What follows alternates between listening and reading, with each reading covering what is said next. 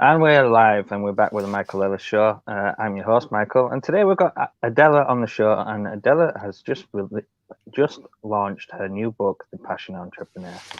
So, how are you today, Adela? I'm good.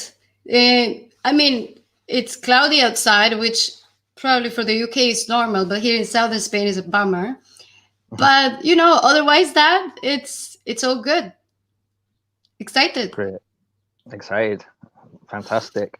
So, for the viewers at home, do you just want to tell us a little bit about yourself and how you got to where you are today? Yes, sure. Well, I'm originally from Spain, and I am a former fashion executive turned in a strategic branding and innovation consultant. The main reason I turned into a consultant is because I started working remotely and traveling as I did, and I had to find a way to keep doing that. So I started working remotely, working for a startup that was developing tech for fashion, so fashion tech startup. And the whole team was remote. And I had the chance to spend the summer traveling. I was living in Dubai by the time. So Dubai in the summers are like 50 degrees. So I figured, why would I stay here and pay a humongous amount of money in rent when I can be doing the same job and go somewhere that is nice and has nice weather, and it has a lower cost of living. So I went to Georgia, and then I went to Thailand, and then I went back to Dubai and basically just packed my things and got rid of like 60% of everything I owned and started traveling. And I found a way to take all my experience and knowledge gathered from like 10 plus years in the retail and fashion industry and start consulting with startups and entrepreneurs and also some random companies like, I don't know, accounting automation software and things like that still happen. But yeah, pretty much that's it. Awesome. And so, where did the book idea come from, and why did you want to publish a book? Okay, so this was like 90% circumstantial. My goal for 2020 was to go on more public speaking engagements because I had done, again, by coincidence, I had been speaking in semi-large venues in Dubai in end 2019, and I realized it was really easy for me. So I thought, okay, this is going to be a good way to promote my profile as an expert on what I do. And I figured if this is something that a lot of people struggle with, being public speaking, and it's easy for me, why not exploit it? But then the pandemic happened, and that was no longer a possibility going on. There were still some like virtual things, but at the very beginning of the pandemic, it didn't seem very like right to me to keep talking about things like sustainable fashion and strategic branding when people were really struggling. And I say people because I was in Vietnam at the time. So I was living in this sort of like dome city where the pandemic didn't exist. So it would have seemed to me a little bit tone deaf to continue talking about these things as if nothing happened, because nothing was happening to me when back in, well, everywhere else in the world, people were trapped at home for 3 months. So I started taking all of the pieces of content I had created before through either videos or blog posts and all of the learnings that I have gathered through working with creative entrepreneurs and understanding how the way they think can be a hindrance when trying to start an actually profitable business, and just knit them together and made it into a book. Because I thought, okay, my point for wanting to go on public speaking engagements and, going to conferences and networking was to boost my profile as an expert and to put my point of view out there. And I thought this could be a different way that I had never thought about before, for me to do that exact same thing. Awesome. So you just mentioned there that the book's for creative professionals, because creative entrepreneurs think differently, and it's difficult for them to actualize their ideas into a business. Why do you think that is? So creative thinking and strategic thinking processes are different. And they are great on their own way. So when you're trying to find innovative solutions and connect dots that other people would simply not connect, right? You need a creative thinking process. And that is really important, and it really allows them to get very excited and go very high at the beginning of the development stages in the business. But then once you found an idea that works, once you have connected those dots that maybe 99% of people on the planet would not even dare to connect, you actually need to go into tunnel vision and put that into a plan. And that is the part that they struggle with. When I was working in fashion, I started as a designer. And then I very quickly moved into buying, because for me, just the creative process was not enough. So I liked visualizing the things, but then I like to see them through as well. And then I don't feel comfortable coming up with creative solutions if I don't have the data first, right? So I went into this buying positions. Hello.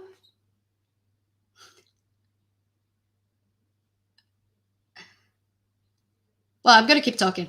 I went into these buying positions, which are more like a 360 view of the process. And so many times it became that I had to be like a mindset translator between the designers, and the marketing creatives, and the purely dreamy, creative storm kind of mindsets, and the numbers people. So the merchandise planners and the logistics and the finance people. And I had to kind of make them understand the importance of the other parts of the business. So when I started working as a consultant, and I started working, both with more traditional companies and creative entrepreneurs, I realized that both of them were lacking the other mindset.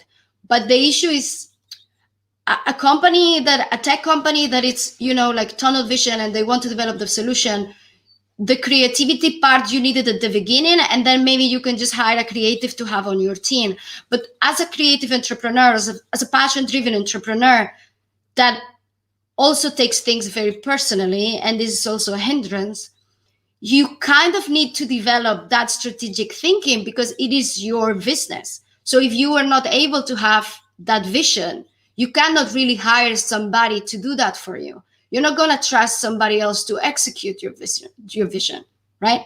So that is like a huge roadblock.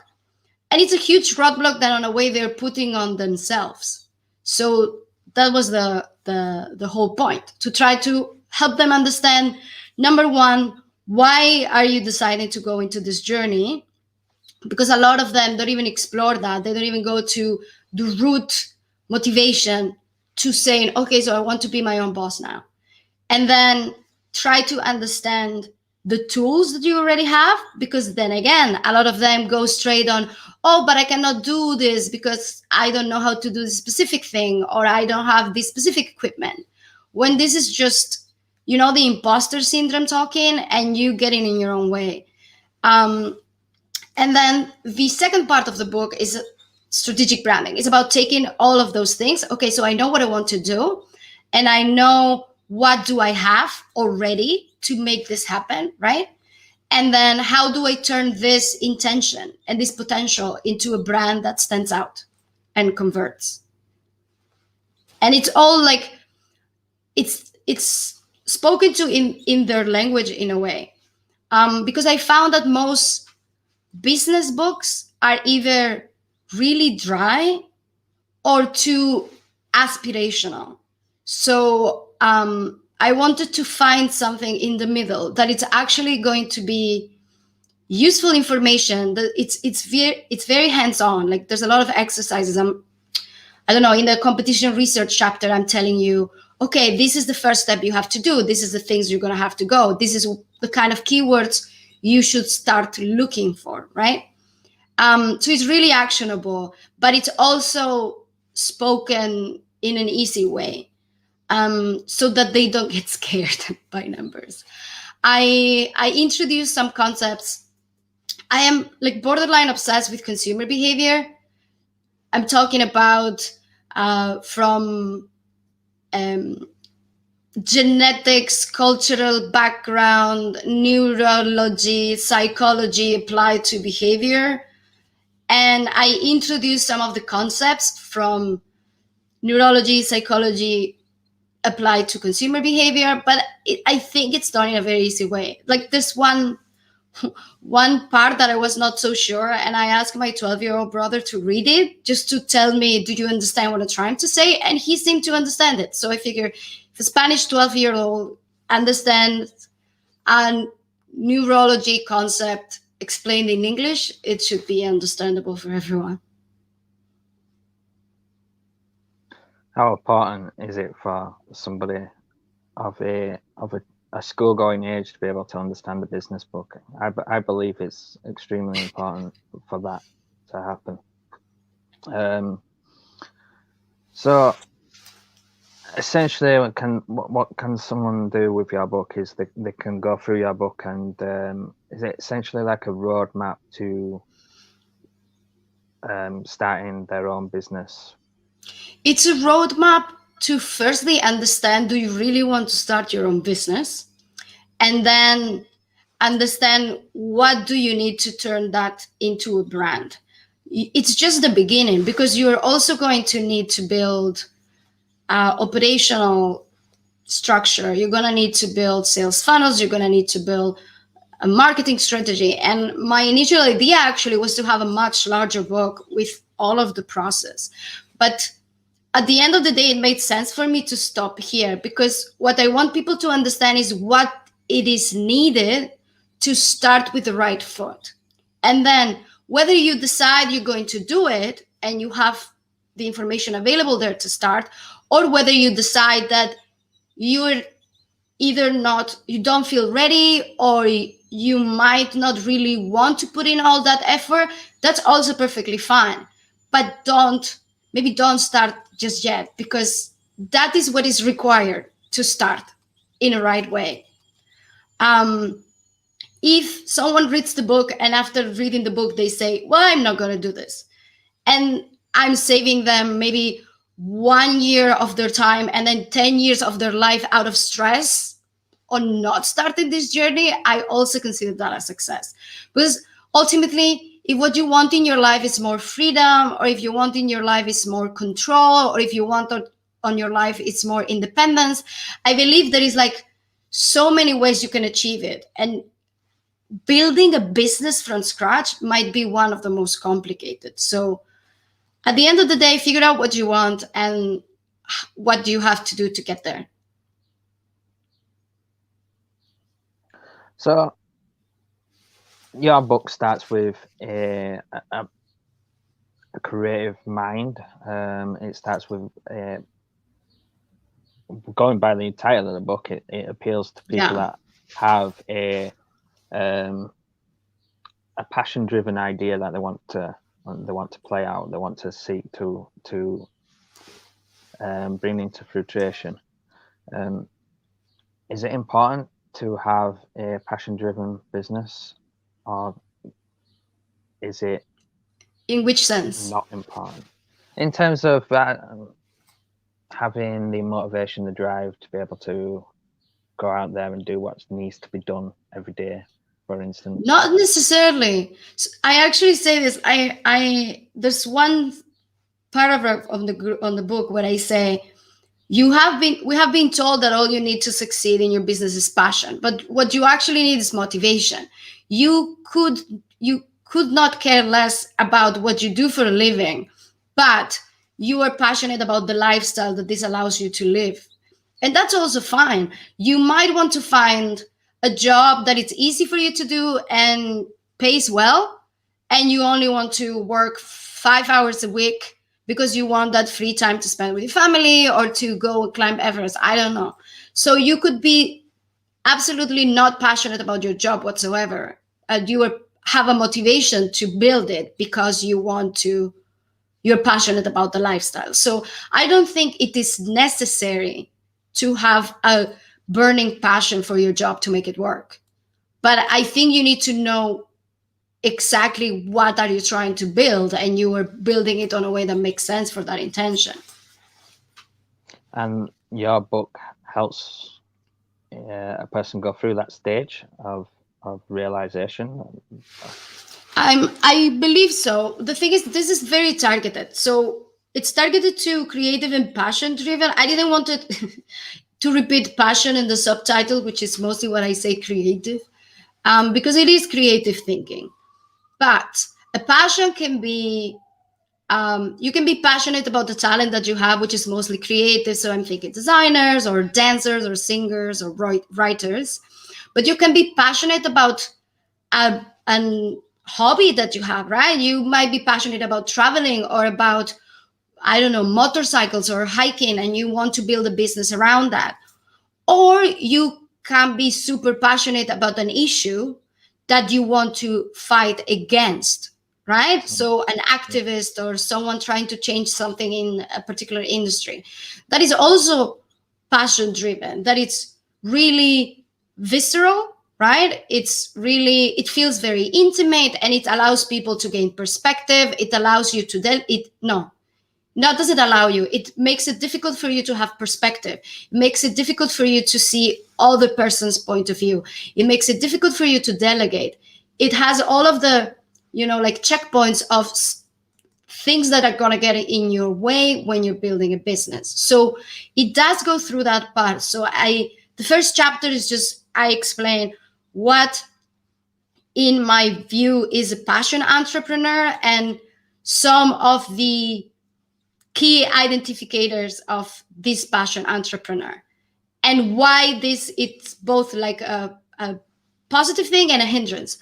And then we go processing, like, okay, so this is who you are, what do you want, and then understanding what do you want, what are the different ways to accomplish that. Because one example for fashion, for example, that I see a lot, some fashion designers that are working in companies, they start feeling like they don't have artistic freedom, and they feel overworked. We tend to work very long hours in retail, and then they say, okay, I'm going to quit my job and I'm going to start my own brand. That is the most complicated, expensive, and long-term decision you could take when you're feeling overworked in a retail job. You can freelance, you can, I don't know, consult for other companies. There's many ways where you can have more like a closer control of your work without going full on to starting your own company or your own brand. So yes, I try to guide them through this thinking process, and then realize maybe those very, very critical concepts they are not even thinking about because they are living on their own fantasy. And I don't mean it in a bad way. It is great that you can visualize what you want, but you need to be able to visualize how to get there too, and whether or not it is possible as well. Yeah, agreed. So on to the next point, which would be that if I've lost my train of thought. I've completely lost my train of thought. That's okay, it happens. It does happen, and we're live, and it's unedited, so it'll stay as it is. But That's fine. Visualizing the journey, as just as a point that you picked up, that I picked up on last as you were speaking. Then, instead of, as well as visualizing the result.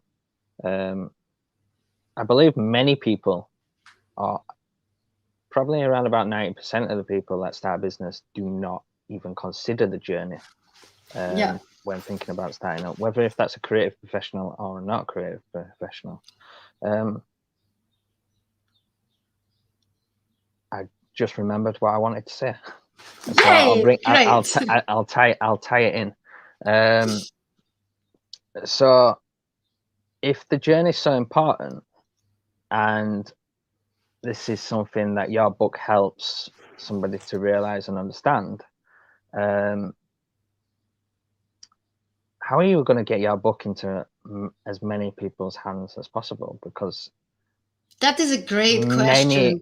Many people that you want to have this book out there in the right hands, many of these people probably won't even know that they need your book. This is absolutely true. So I'm also trying to think of this as a work in progress. There is a part with, I believe it's factual, and there is a part which is also my own learning curve, because I did never see myself as an author. So I need to get acquainted with that position as well. And I'm being maybe extra cautious. So for the first few months, my plan is to do exactly this, have conversations with people, go in as many podcasts, blogs, vlogs as I can. And I am doing things like collaborations and giveaways. And I am going to reach out now. I made a list of people who already have lists of books for creative entrepreneurs and books for that kind of thing. So I'm going to reach out to them and say, hey, I'm seeing you recommend this to your readers. I think this will be a good addition. I am giving like a sample chapter for them if they want to read, because I'm a new author. So I understand, like, you might think, well, I don't know how good is this person, right? And that's a fair point. I also, for that same reason, you can preview up to 20% of the book in Amazon, which it's not ideal. If I had already 10 best-selling books in the market, I would not do that. But now I think it's good for me to understand what people like and they don't.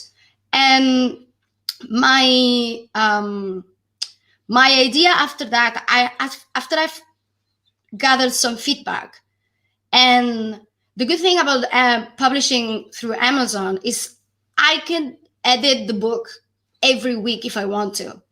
And every person that acquires the book next week is going to get the updated version. So this is why I want to get 2-3 months where I just get valuable feedback. So I am confident enough to go on full blast and say, hey, this is the book. And then on that stage, I am thinking about reaching out to universities and academies and courses, like marketing courses, branding courses, and then specific, like maybe fashion design and some of these careers, which are very likely to have people have that spirit or wanting to do their own thing, and do master classes to get the book out there. Eventually, I see but this is something that I need to see how steps 1, 2, and probably 3 and 4 goes.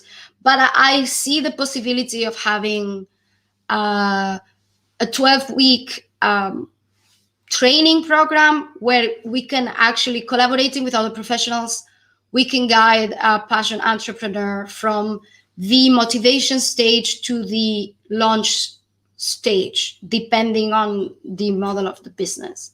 But right now on this stage, what I'm trying to do is starting conversations and getting people to read it and tell me what they think, and tweak it if it needs to be so.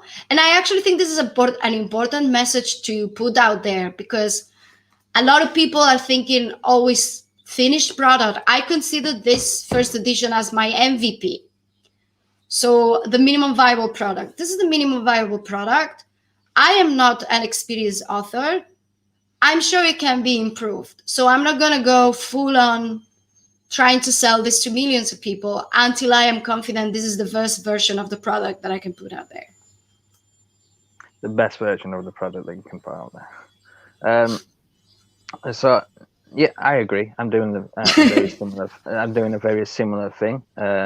In terms of, I mean, what would you recommend? What would you recommend? Because you obviously talk with a lot of authors, so. To be fair, I don't talk with a lot of authors. Authors is a niche or a topic that I wanted to cover. Okay. In these recent episodes that I'm doing. So yeah, I've got a few authors in and on the waiting list. Like there's another author on Thursday. There's another 2 the next week after that. So I actually haven't talked to that many authors so far. But from your marketing expertise, this is anyway another product. What would you recommend to another author? Yeah.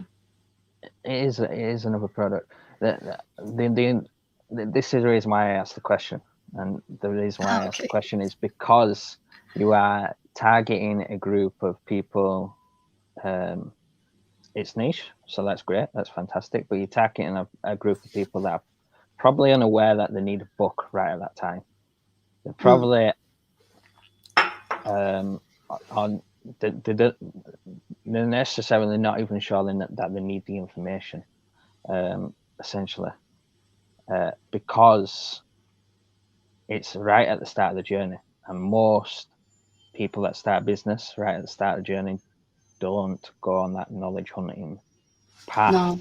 They usually go straight in there, feet first, struggle, then go on the knowledge path, which is the complete opposite of what your book's intended for. Your book's intended to save you those 5 years. Yeah, to save you those 5 years, to save you that 1 year of struggle, or to help you realize that this isn't actually the path that you wanted to take, which, like you said, is a success. If it allows it, how I would determine the success of your book and the success of my book once it's released is if it helps somebody to work out this is not what they wanted to do, that's a success too. Yeah, as well 100%. as the other way around, which is to help them on the first steps of the journey. So I'm technically in the same boat as you in terms of awesome. I'm not right sure how I'm going to market my own book when I release it, and it's going to be something that I'm going to have to learn as I go. Even as a marketing consultant, I'm unsure how I'm going to do that. But the way I am going to do it is exactly the same way as what you're doing it, which is to have conversations, be on podcasts, and be open, and be as in people's eyes and ears as much as possible, to get the word out there. And I think that's the right way to go about it. I also think the right way to go about it depends a lot of what's easy and comfortable for you. I also chose to try and go on as many podcasts and things as I can because I know I'm comfortable talking, right? And I think the voice, the tone that I use when I talk is really similar. It's the same that when I'm writing. So if you find it somehow entertaining or you enjoy it, I do think you're going to enjoy the book. But the right strategy for a different person might be completely different. I wouldn't push an introvert, like a really introverted person, to go and do the same route because A, it's going to be torture, and B, I don't think it's going to have very good results because the product's not going to be the same. But another thing that I found, what you said about the people who could benefit the most might not even be in this journey yet. It's really true. But with the Amazon advertising, what I found the highest success in non-business related books. So for example, books about manifesting or, even bullet journaling or things like that, I'm finding that are very good because this is the same person. and it's trying to somehow put a little bit of order in their business. They might be already doing something and have experienced that frustration, but hopefully I didn't catch them too deep into the journey that they're already too frustrated. I have to say, a few of like close friends, entrepreneurs that have read this, and they started reading almost like as a pleasantry to me. They keep telling me, I wish I would have had this book 5 years ago when I started my business. So that's like that's great. I think you can always revisit your strategy. You can always rebrand. It's always better to start with a strong strategy so you don't have to do back and forth, because you might have already lost the credibility from some clients. But you can always revisit the strategy. The market is always changing anyhow, so you're gonna have to do it anyway. Yeah. The market is always changing. It always changes. It's interesting that you say that you've been using Amazon advertising and targeting, I'm guessing, books in relation to you tag keywords. It works very similar to keywords. Maybe you already know this, but maybe someone who's hearing it doesn't. It works very similar than Google Ads. So I was looking into some like videos and articles, and I started with a list of maybe 2,000 keywords divided into 12 campaigns to test out the waters. And then you start realizing which kind of keywords perform better, and then you extrapolate to other campaigns. So at the moment, I have like 17 campaigns running, each one of them with a few hundred different keywords. And this is good because Amazon only charges you by click. It doesn't charge by show. The conversion rate is still low, but I'm not too bothered about that because there's not many reviews in. So I think as people start, the book has been out for like less than 20 days. So I'm not bothered. I want people to read it. I want to have feedback. And I'm still investing in ads because this is good to train the algorithm, the Amazon algorithm, but I'm not too bothered about the low conversion rate yet. If it doesn't change in a month and a half, then I will start worrying. But at the moment, I'm not too bothered. So do you believe creative entrepreneurs and people with creative minds have scattered brains? I believe that is something that I've seen across the board with creative people, that they have quite scattered brains, and as such that. What does this mean? So, I don't understand this concept. In terms of processing their information and strategically planning, it's something that they extremely struggle on because they have a brain that's kind of all over the place in terms of thinking. 100%. But this is also their power, like you need to think of what now I don't remember this word. Anyway, like what you said, like you can be thinking about everything at the same time. Peripheral thinking. You can do peripheral thinking when you're kind of thinking about everything at the same time, or you can have tunnel vision. And for example, for a developer, when you're coding and something is not working and you sometimes need to spend 3 hours looking at the code to find what's not working, you absolutely need tunnel vision. Or when you're trying to balance $1 million worth of accounting, you absolutely need to be tunnel vision thinking. You need to be thinking about this thing and this thing only.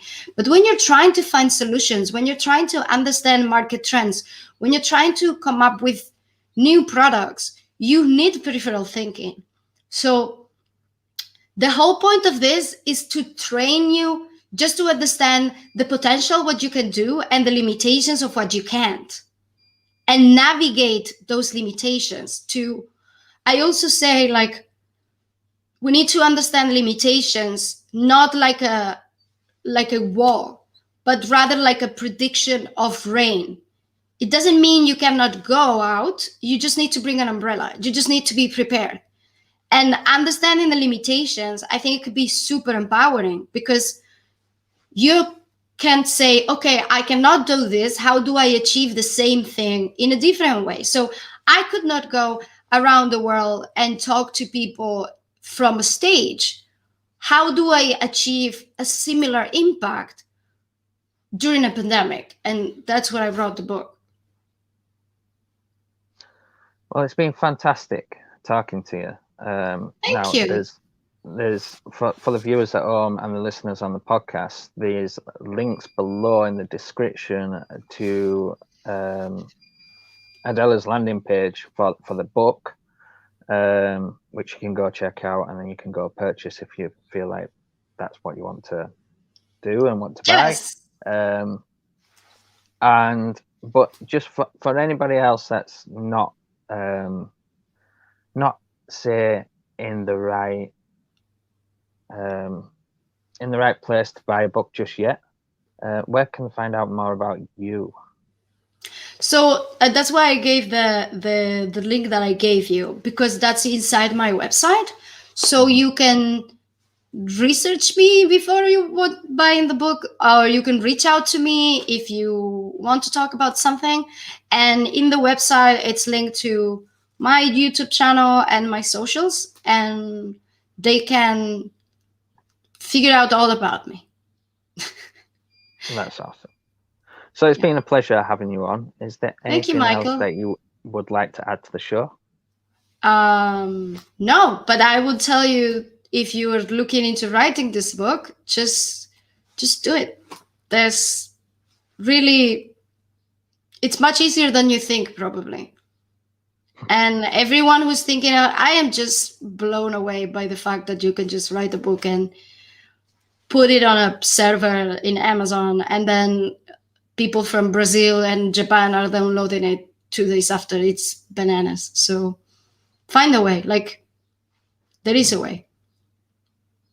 The time's now if anybody wants to do it. Yep. You can also ask me about that if you want. Like, the viewers, if they want to reach out to me and talk. I actually did a live on Instagram last week about self-publishing through Amazon KDP. So if that's the only thing they're interested in, they have no interest whatsoever on the book, they can also check that on Instagram. The only one thing that I would like to mention or add to that is, if you are publishing a book through KDP with Amazon, do not get your title or your subtitle incorrect, because you have to unpublish it and republish it. No. You've got one shot to get it right. Yeah. I did, also because I'm not super confident of this kind of facet of my professional portfolio just yet. I did talk a lot with friends that have done that before me, and I was recommended, like, shorten this or make this bolder or that kind of thing. What I did went like a little bit stubborn, and I did myself was the cover, because I was recommended to hire a professional, and I didn't like the examples that I was seeing, and I decided to design it myself. So again, play to your strengths. What you can do, do it. What you cannot do, don't do it. Hire somebody. It's money well spent. To be honest, I like the cover design. So I'm glad you turned around and said that you designed it yourself, because that's amazing. I did. Yeah. So yeah, like I said, it's been a pleasure having you on the show. Thank you, Michael. Thanks, guys at home, for watching. And like I said before, the links are in the description or on the show notes in the podcast. And we'll see you again on the next show. See you.